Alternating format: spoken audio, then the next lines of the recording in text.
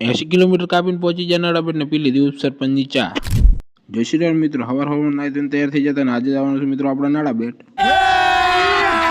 અભી મજા આયેગા ના ભીડ. બરાબર રીધામ ગોસાળા થી કસકા મિલ્યા ને આજે મિત્રો જોગમાયા મંદિરે દર્શન કરવા માટે. હવે આપણે અંદર દર્શન કરવા જઈશું. ફાઇનલી આપણે દર્શન કરી લીધું. દર્શન કરીને આવી ગયા બહાર ને તાર તો સંજય બી કે આ બાઈક હવે તારે ક્યાં લાવવું છે? तुम लोग का नाम नहीं. બાઈક લાવવામાં તો તું ખૂબ બધી વાર છે.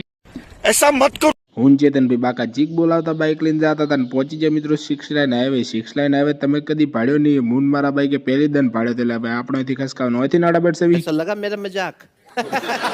નાડાબેટ 20 કિલોમીટર છે એ વાત સાચી છે ને પહોંચી જાય મિત્રો હુઈગમ પહોંચાય દેવી ભૂખ લાગી. मुझे फर्क नहीं पड़ता.